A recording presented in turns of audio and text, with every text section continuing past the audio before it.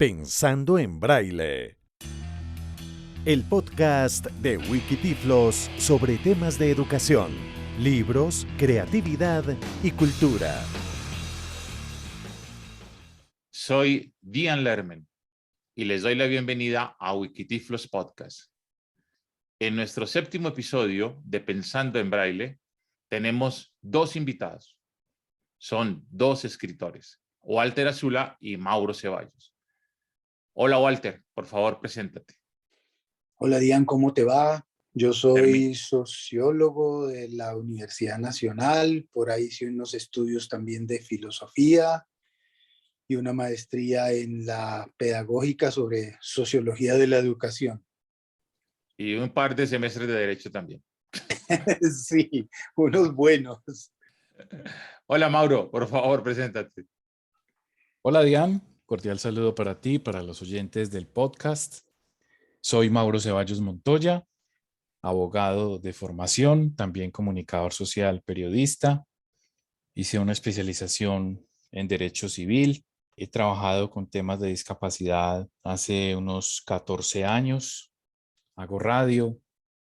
Bueno, entre muchas otras cosas. Escribo también. Buen lector. Bueno, me considero buen lector. No sé si lo sea, pero de pronto sí. Gracias, Mauro. Walter es poeta, pero quisiera empezar la conversación con Walter. ¿A qué edad empezó a escribir el braille y a leerlo, Walter? Uy, Dian, yo comencé a escribir y a leer braille hacia los 12 años. Yo quedo ciego hacia los 11 años y medio y continué mis estudios y no sé, por allá en Ibagué mi padre consiguió un maestro que estaba en una vereda del Tolima, de Ibagué, y era un maestro ciego que sabía braille, lo contactó y yo tenía la jornada todo el día de estudio común y corriente normal, creo que estaba haciendo segundo de bachillerato, lo que hoy llaman séptimo, y el profesor llegaba a las 5 de la tarde, creo que era todos los días, 2 horas.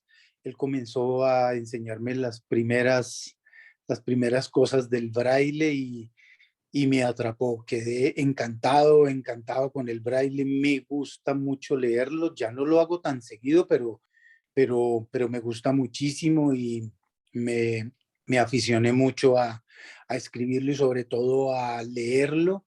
Lo usé durante todo el bachillerato y creo que me leí buena cantidad de la biblioteca en braille que había en esa época en Bogotá, en el INSI. Mauro, ¿cuál es tu relación con el braille? Cuéntanos. Mi relación con el braille es muy buena, es una relación de amistad que viene desde que tenía 6 años. Yo soy ciego de nacimiento, entonces desde que estaba en primero de primaria empecé a relacionarme con el braille de una manera muy amigable. Yo recuerdo que teníamos en la escuela, yo estudié en Medellín, en la Escuela de Ciegos y Sordos Francisco Luis Hernández Betancourt, y teníamos un dispositivo que se llamaba el tablero braille. Y era con unas fichitas en una tabla grande. Y eso me gustaba mucho. Tanto por jugar con las fichitas, pues uno de niño, pues tú sabrás que uno de niño, pues todo le gusta. Y además, pues por ir formando las letras. Y así fue que empecé como con la lógica de construir palabras en braille. Walter, ¿cuándo escribes tu poesía por primera vez? ¿Cuándo empiezas tú con la poesía y la comienzas a escribir en braille? Uy, Dian, yo la poesía la escribo bastante tarde. Yo tengo un tránsito por la poesía hacia los 27 años. Yo jamás, ni siquiera en mi adolescencia, escribí un poema. Jamás escribí algo que tuviera parecido a un escrito poético. Sí, yo lo escribo más o menos hacia los 27 años y comienzo a escribirlo, por supuesto, inevitablemente y porque era lo que más me gustaba en braille. Y así lo he hecho durante muchos años, pues ahora con la ayuda de ciertos dispositivos electrónicos, pues lo hago en el computador o lo hago en un grabador digital si estoy por la calle. En cualquier momento que tenga una idea, pues saco el grabador digital, la voy grabando y eso me permite pues muchas más facilidades. Pero a la hora de leer, de hacer una lectura de poemas, un recital, siempre lo hago en braille, pero mi ingreso a la poesía fue tardío. Mauro, tú escribes cuentos. ¿Cuándo empiezas a escribir cuentos y si lo haces utilizando el braille? Yo empecé a escribir cuentos a los 11 años. Ya había empezado el bachillerato y alguna vez se me ocurrió en el cuaderno precisamente de español, en la parte de atrás, estábamos así como en una clase y ya como que había terminado la actividad, algo así. Y se me ocurrió empezar a escribir una historia y así empecé como escribiendo en las hojas traseras de los cuadernos como para no mezclarla con la materia, porque entre otras siempre he sido como medio psicorrígido para esas cosas. Entonces yo decía, no, esto no se me puede mezclar con la asignatura. Entonces lo hacía en las hojas traseras y me sentía muy cómodo, pues igual era lo que tenía en el momento. Ya después empecé ya con la venida de la tecnología, pues a utilizar el computador y todo esto, pero al igual que Walter, cuando estoy leyendo cuentos en público y en algunos recitales, pues se hace en braille, siempre, siempre en braille. Walter, tú tienes una idea y utilizas lo que tengas a mano, una grabadora digital, de pronto un computador, pero cuando ya comienzas el trabajo real del texto en braille, el perfeccionamiento, ¿lo haces todavía en braille o en el computador necesariamente? No, Dian, lo hago ahí sí ya en el computador. O sea, las primeras ideas de pronto, si estoy en el computador, pues lo hago ahí o si no en el grabador digital. Pero ya cuando comienzo a pulir materiales, a revisar las frases, los versos, a quitar, poner, volver a romper, volver a iniciar, ya lo hago necesariamente en el computador porque se me facilita más, porque creo que es más rápido un poco. Y sigo utilizando el braille ya para, digamos, el proceso final, que es el proceso ya de cuando siento que el poema está listo, ahí lo paso al braille. Antes no, antes es todo muy digital o en el grabador o en el computador por aquello de ir borrando, quitando, subiendo, bajando frases, eso me permite mayor funcionalidad. Pero Walter, el primer libro, Viento Plateado, ese libro es todo escrito originalmente en braille. Ese libro es compulsivo, Diana.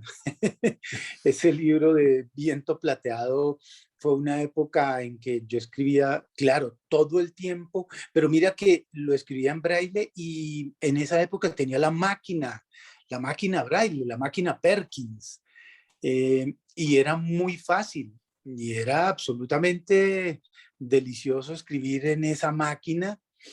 Permite muchas más cosas hacer que en la regleta del braille por el mismo sistema que maneja. Es muy rápido y claro, todo ese trabajo inicial de ese libro fue escrito todos los días, casi hasta las 3 de la mañana, durante un poco más de un año, febril, y todo fue escrito en braille, sí. Esa inicial sí, pero los posteriores libros sí han combinado dispositivos.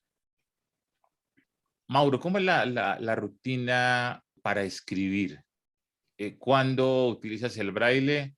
¿Cuándo vas al computador? ¿Cómo es esa rutina para la preparación del cuento, para perfeccionar el cuento, Mauro? Bueno, lo primero es que siempre empieza como una idea a dar vueltas varios días. No, eso no es así como, por lo menos en mi caso, no es así como inmediato, como que lo que se me ocurrió. No, porque hay unas ideas que fracasan, hay unas ideas que mueren en el intento. Pero cuando pasan algunos días, como 3, 4 días, algo así, ya esa idea está considerada un poco más madura, entonces ya me acerco al computador, empiezo a escribir, empiezo luego a pulir. Si de pronto es un cuento de largo aliento, porque tengo la costumbre de escribir un poquitico largo a veces. De hecho, ahorita les voy a compartir un micro relato, pero ahorita les explico por qué. Entonces, pues puede que lo haga así de un solo envión, escribo todo lo que tengo que decir, o si no, lo postergo para otro día, pero generalmente es así, generalmente se escribe todo de una sola tanda, me siento 2, 3 horas, así como decía Walter, de una manera medio febril ahí, escribiendo, botando toda la idea. Luego ya viene el proceso de corrección de estilo, de mirar cómo quedó, qué se le corta, qué se le pone, qué se le corrige. Todo eso lo hago en el computador. Cuando ya vuelvo al braille es porque lo voy a leer. Eso sí me interesa cuando ya digo el cuento está listo, que lo lea otra persona. Ahí sí me gusta ir al braille y leerlo en braille, a ver cómo se siente ese cuento leído en braille. Ese es un ejercicio que hago regularmente y a veces no es muy fácil pasarlo a braille porque infortunadamente no hay muchas impresoras que estén buenas acá en la ciudad. Entonces, pero sí trato de hacerlo con frecuencia. Walter tiene, bueno, un comentario para nuestros oyentes. Por lo menos Viento Plateado y Estrellas de Luna, 2 libros publicados por Walter, están en nuestra página web de Wikitiflos. Walter, además de los 2 libros, recuerdo haber hecho otro tipo de publicaciones y creo que está preparando otro libro. Cuéntanos un poquitico, Walter, de este proyecto. Sí, Dian, pues esos son los 2 primeros libros, Viento Plateado, Astillas de Luna, que se hizo en conjunto contigo.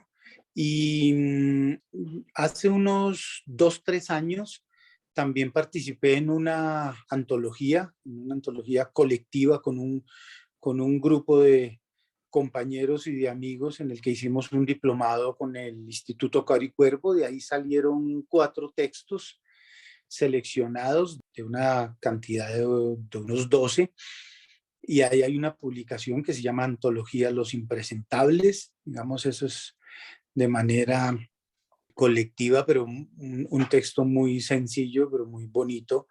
Y yo estoy preparando mi último texto, que intento hacer una selección, una recopilación, no de todo el material de Viento Plateado, de algunas cosas de las que a estas alturas, después de más de 30 años un poco, todavía me gustan y creo que se pueden salvar. Lo mismo hice con Astillas de Luna, seleccionamos un material de ese libro y pues estaría todo el trabajo nuevo desde hace alrededor de 1 año y medio, 2 años. Entonces estamos en esa preparación. Yo creía que el libro sale ya para enero con un título bastante diciente y va a llevar por título Perdimos el cielo. Y creo que va a ser un trabajo bien bonito. A mí me gusta mucho lo que estoy haciendo. Bueno, no sé si afortunadamente o desafortunadamente, pues uno siempre se casa y le gusta más lo que está haciendo actualmente, y ya al tomar distancia, como decía Mauro, con las cosas, con los textos y con los materiales, pues le va encontrando sus vacíos, sus quiebres, y bueno, pues eso es lo que hemos tratado de hacer. Seguramente de aquí a algunos años, pues ya este material pasará por otro sedazo y por otro cuestionamiento y otra valoración, ¿no? Pero ahí estamos, trabajando en ese texto. Mauro, sus cuentos los tiene publicados en la web, ya es era digital 100%. Cuéntanos un poco, Mauro, dónde están alojados tus cuentos, dónde los podemos encontrar. Bueno, por un lado, sí, hay un sitio en Facebook que se llama Bitácora de Relatos. Ahí están alojados algunos cuentos, pero también hay que decirles que estoy preparando una antología. Estoy ya en unas conversaciones con una editorial de acá para una antología de unos como 15 cuentos, algo así. No recuerdo el número exacto de los cuentos que van a salir, pero más o menos sería un libro de 250 páginas de solo cuentos míos, porque este año publiqué una antología colectiva con otras personas en una revista digital que se llama Elipsis, pero la antología salió física, entonces ahí publiqué 5 cuentos, pero ya esta sí va a ser completa, digamos la primera antología que puedo publicar en físico y también en digital, y eso en parte hay que darle los créditos aquí a Diane, que hace algunos días hablamos y me decía como, mano, pues que empiece, a ver, hay que publicar. A veces uno le da como cierto temor, uno dice, bueno, yo lo encuentro bien, yo el texto lo encuentro bien, pero ¿qué tal? ¿Qué tal llevarlo a una editorial? ¿Qué tal que me digan, no, es que eso no sirve? ¿O qué tal que me digan, sí, está bueno, como en efecto pasó, está muy bien? Entonces, pues ya uno queda como con el fresquito, por decirlo así, como se dice coloquialmente, bueno, listo, estamos haciendo un buen trabajo y lo que decía Walter, uno se va como casando con lo que está haciendo actualmente porque yo por lo menos siento la evolución. No es lo mismo como lo que escribí, lo que les conté ahorita, lo que escribí en la parte de atrás del cuaderno, pues obviamente era un adolescente y pues no va a ser igual, pero uno de los escritos habla de todo ese tránsito de la vida y por eso, pues a medida que más va transitando y también a medida que más va leyendo y que más va conociendo otras vidas, pues yo creo que de todo eso se nutren los escritos y por eso es normal que a uno le parezca mejor lo que está haciendo ahora que lo que hacía hace 5 o 10 años. Walter, nos vas a leer algo para terminar, ¿cierto? Sí, Diane, sí, sí, si quieres, leemos un pequeño texto, es un fragmento de un poema más largo. El poema lleva por título Hoy, dice así, hoy. No hay tregua para los silencios, ni para el puñal que danza con su sombra.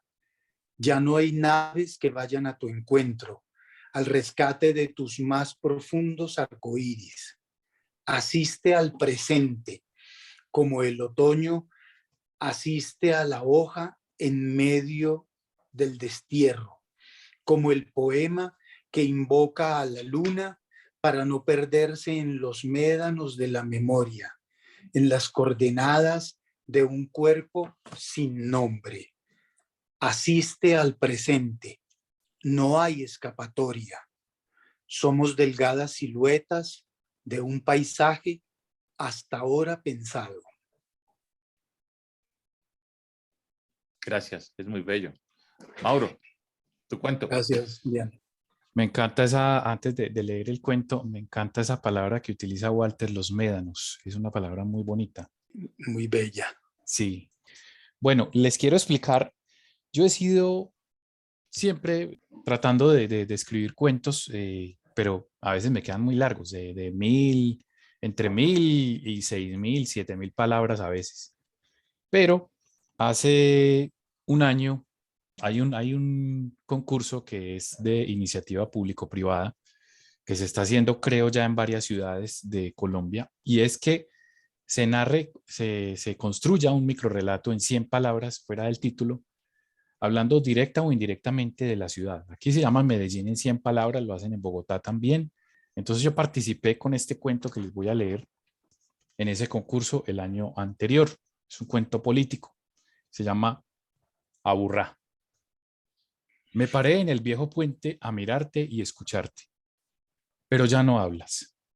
Un anciano pasó y me dijo, el río está enfermo, tiene Alzheimer. Y lo creo. Ya no recuerdas nada.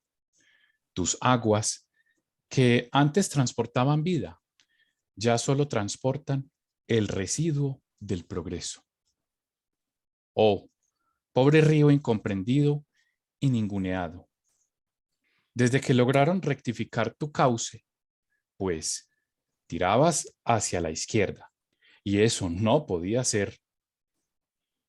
Pobrecito, desde que un político tuvo la brillante idea de taparte para construir una autopista. Menos mal que solo fue una idea. Pero sí, estás enfermo, principalmente de indiferencia. Excelente, Mauro. Excelente. Gracias. Para terminar, yo me siento muy, muy, muy feliz de esta conversación.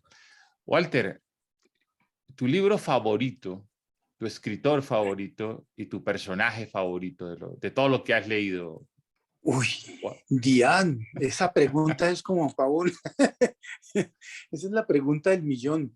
No sé, yo me considero un muy buen lector antes que escritor, pero yo creo que de los libros que en la época, inclusive en la época que compartimos juntos universidades y experiencias, hay un libro que a mí me marcó y me sigue marcando porque lo sigo leyendo con alguna frecuencia, releyendo, es El nombre de la rosa de Humberto Eco.